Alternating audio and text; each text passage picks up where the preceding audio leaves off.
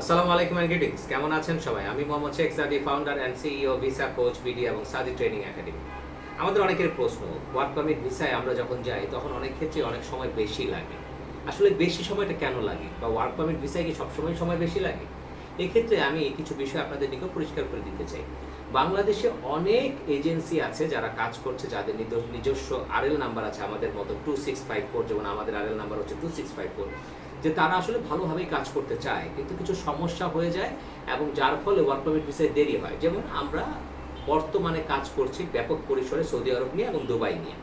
তো সৌদি আরবে আমরা যখন আপনার মেডিকেল ভেরিফিকেশনটা পাই বা মেডিকেল ফিটনেস ক্লিয়ারেন্সটা পাই বা মেডিকেল ফিটনেসের কাগজটা পাই, তারপরে আমাদের সর্বোচ্চ 50 দিন লাগে আপনার হচ্ছে সৌদি আরবের জন্য প্রসেস করতে।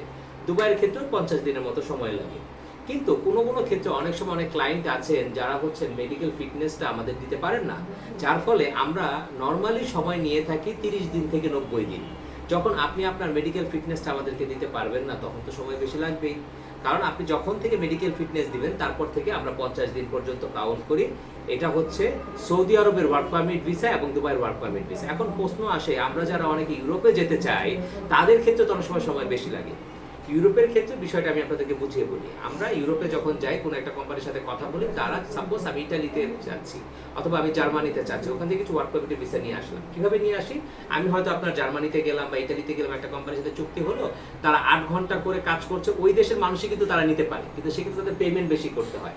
বাংলাদেশের মানুষকে পেমেন্ট কম করতে হয় এবং তার ফলে তাছাড়াও তারা আমাদের দেশের কাছ থেকে একটা পেমেন্ট পায় ওইখানে চাকরিতে যাওয়ার জন্য। আবার তারা হচ্ছে বেশি সময় কাজ করাতে পারেন। লিটারেলি আপনার ওয়ার্ক পারমিট ভিসায় মিডল ইস্ট ছাড়া ইউরোপ দেশগুলোতে আপনার 10 ঘন্টার মতো নর্মালি ওয়ার্ক আওয়ার থাকে।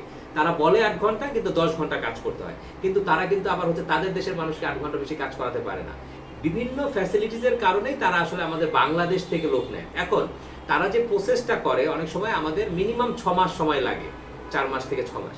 এখন অনেক সময় 1 বছরও লেগে যায়, আবার অনেক সময় হয়ও না। মিডল ইস্ট না, আমি বলছি ইউরোপের কথা। ইউরোপের ক্ষেত্রে অনেক সময় হয়ও না, তখন তারা টাকা রিটার্ন করে, যার ফলে সময় বেশি লাগে। তবে সৌদি আরবের ক্ষেত্রে আপনি ধরে রাখবেন যে মেডিকেল ফিটনেস আপনি দেওয়ার পরে মিনিমাম 50 দিন লাগবে, দুবাইয়ের ক্ষেত্রেও 50 দিন লাগবে, আর সর্বাত্মকভাবে সৌদি আরবে বা মিডল ইস্টের কোনো দেশে সর্বোচ্চ 90 দিন সময় লাগে।